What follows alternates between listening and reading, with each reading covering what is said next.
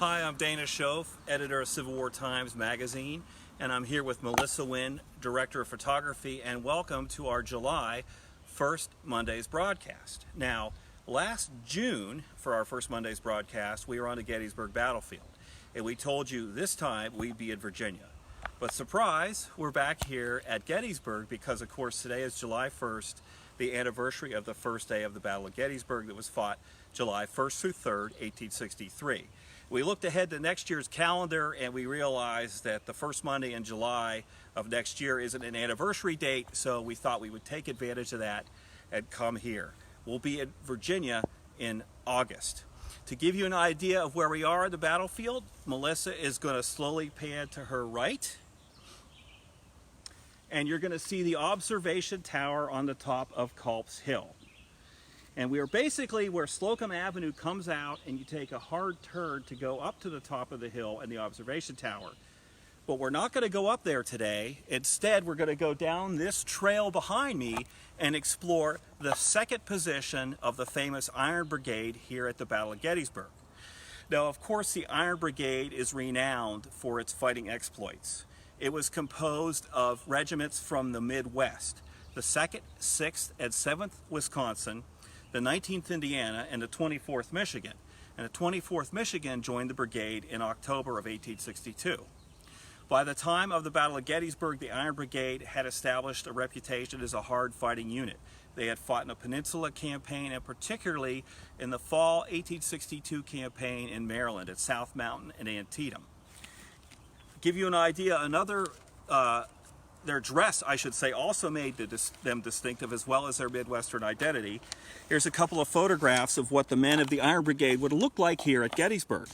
This is Private Charles Keeler, and he was wounded in both legs here at the Battle of Gettysburg. And he's wearing the very distinctive Union Army dress hat that the Iron Brigade wore, as well as the dress coat and white gaiters. This was fairly atypical for other regiments to wear, not as common.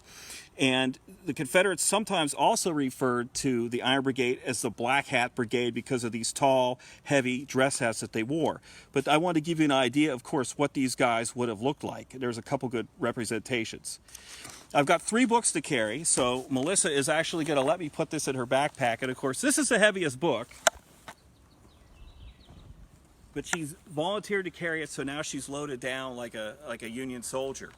But of course, here at Gettysburg, the Iron Brigade's heaviest fighting is on July 1st. Most of the brigade fights south of the Chambersburg Pike in the Willoughby Run area. And they will attack across Willoughby Run and fight Brigadier General James Archer's Confederate Brigade in a titanic struggle that really causes both brigades to have a lot of casualties. The Iron Brigade really damages Archer's brigade and even captures Archer. The 6th Wisconsin, meanwhile, was diverted from the rest of the regiments. It will fight north of the Chambersburg Pike and fight Mississippi troops in the unfinished railroad cut. That's in the morning phase. We'll let a truck go by here. After a lull in the battle, the Confederates counterattack, and the 1st Corps is forced to retreat across Gettysburg and to different positions. And the Iron Brigade eventually ends up here on the northern shoulder of Culp's Hill. Badly damaged, suffered a lot of casualties, so they put them in a position that they felt was pretty well protected and hopefully in a quieter area. So let's walk down this path now and see the position held by these regiments on July 2nd and 3rd.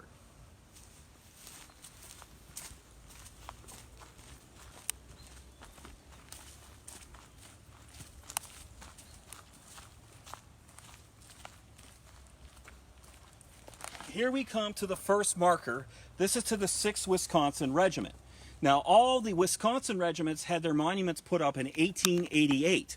And when they did, they also had these other markers put here at Culp's Hill. To give you an idea of how reduced the brigade was when it was here, it went into battle on July 1st with 1,814 men. It suffered about 1,183 casualties. And so it was, for about 65% losses. That's staggering. There were only 631 men left in the brigade in this position on July 2nd and 3rd, roughly speaking. And I'm getting my numbers from the Gettysburg campaign and Numbers and Losses. It's a nice book to have for that by J.D. Petruzzi and Steve Stanley. The 6th Wisconsin went into action with 344 men and will lose 174 casualties for a 50.6% casualty rate, half the regiment. So there's only about 171 men left here in this position on July 2nd. We're going to keep walking on to the next marker now, down this path.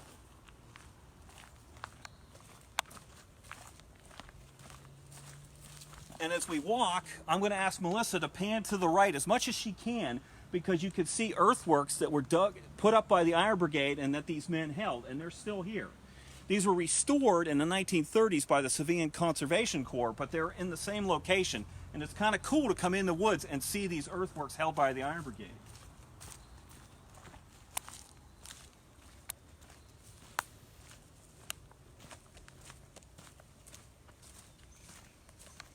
I should mention as well while we're walking that this was a wooded area during the battle, but the woods would have been much more open because cattle would have grazed in here, so the soldiers would have had visibility to the north and to the open fields in front of them.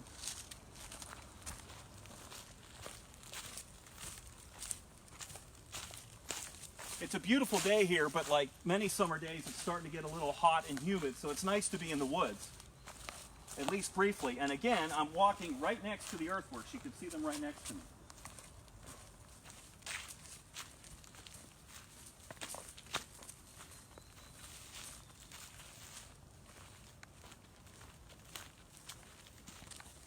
Coming up to the second marker here.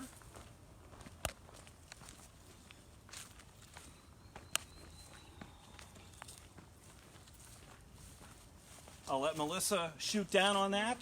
This is to the 2nd Wisconsin Regiment, and this marks about the center of their position. The 2nd Wisconsin went into battle with 302 men and suffered 240 casualties in the fighting. That's an astounding 79.5%, nearly 80% casualties.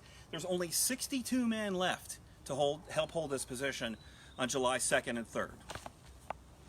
And right over here is another marker.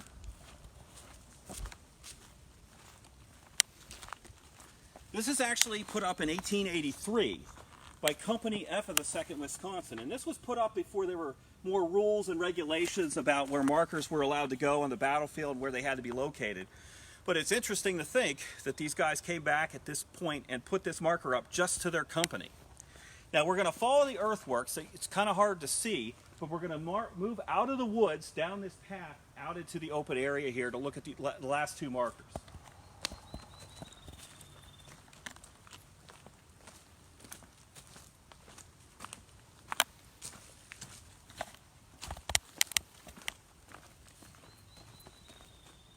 There's a recently downed tree in front of us, a small tree, but generally speaking, this trail is kept really accessible and it's very easy to walk down. It's not difficult at all.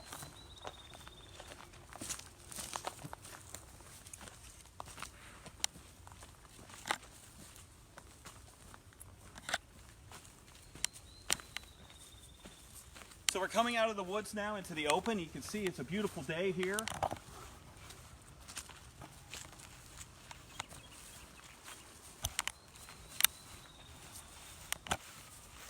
They're a little bit harder to pick up, but you'll start to see the earthworks again.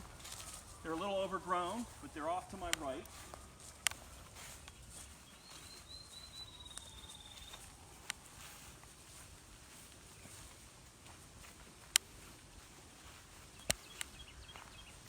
You can see them here. Not quite as prominent, but still visible.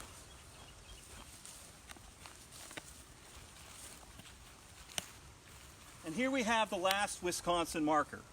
This is to the 7th Wisconsin Infantry, and they went into battle on July 1st with about 364 men in the ranks, suffered 185 casualties, or a 50.8% casualty rate. So there's 181 soldiers, generally speaking, left here to hold this line. The regiment has been cut in half, and you can see someone has placed the United States flag here for the anniversary on this particular marker. We're going to continue walking out now toward Slocum Avenue again, out into the open.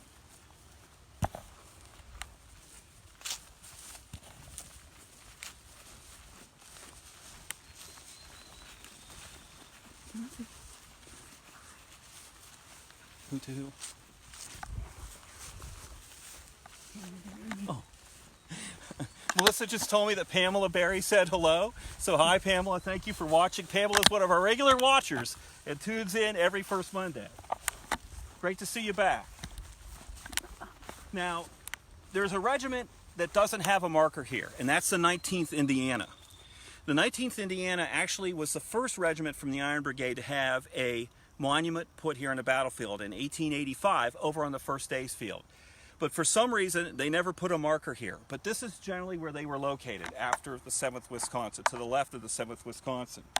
The 19th Indiana went into the action with 308 men and lost 213 casualties for a 69.2% casualty rate. They only had about 95 men left in the ranks in this location. Okay, so the 19th Indiana does not have a marker here, but this is roughly where it was located, to the left of the 7th Wisconsin. Let's keep walking out here toward the basically Evergreen Cemetery in the distance. While we walk, Melissa's going to pan to the right so you could begin to see the open fields that these men would have been looking at or facing to the north.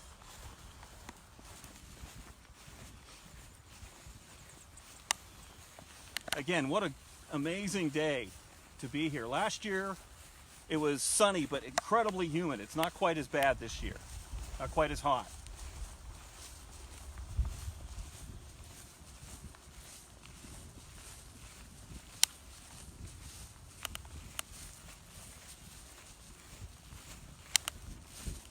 So here we come out, and first thing I'm going to ask Melissa to do is pan to her left, and you're going to see the statue to Major General Henry Slocum, commander of the 12th Corps of the Army of the Potomac, and you'll see the Napoleon cannons and monument to Stevens' 5th Maine Battery, and we'll mention them again in just a second. Panning slowly to her right and moving forward. This is the last Iron Brigade marker here on Culp's Hill. This is to the 24th Michigan. It's a little different in that this is fairly modern. It was put up, I can't remember, in the 80s or 90s. One of my friends, Phil Spoggy, who is a former commander of the North-South Skirmish Association, was actually a living historian and a member of the honor guard that dedicated this monument. There is no more modern monument to the 19th Indiana, however, because the park has put a moratorium on new monuments. That's why there's not one over there. But the 24th Michigan was the largest regiment in the brigade. Remember, it joined later in October of 1862, and it went into battle with 496 men on July 1st, almost 500. And it loses an astounding 371 casualties for a 74.8% casualty rate. Now, according to this book, there were 125 men left.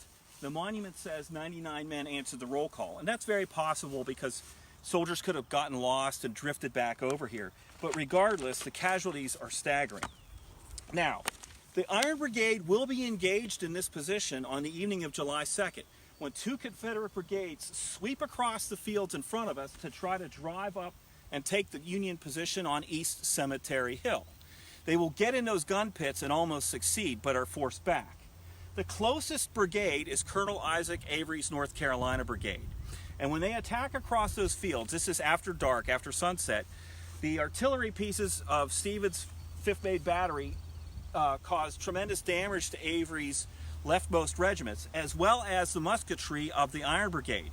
And they will force those left regiments to kind of shift to the right because the fire is so dense and heavy.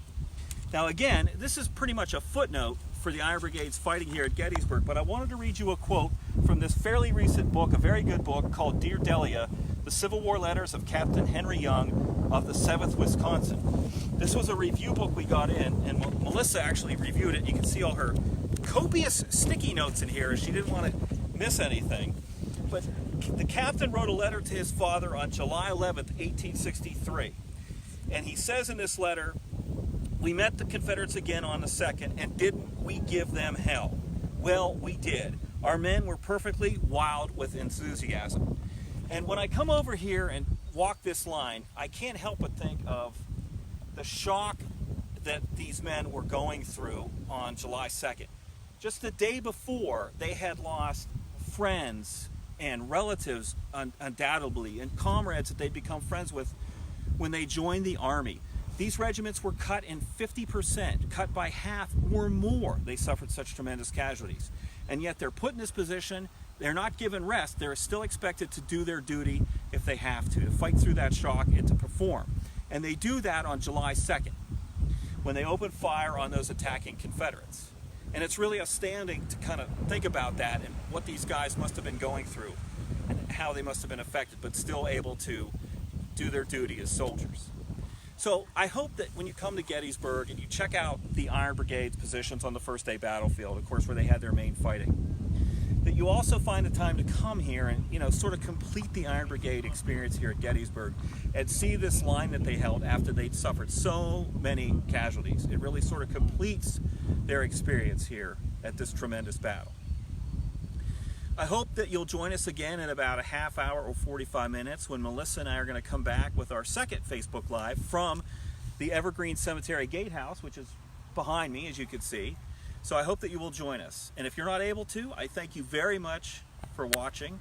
And this is Dana Shoaf and Melissa Winn for Civil War Times Magazine signing off from the Iron Brigade's second position on the Gettysburg battlefield.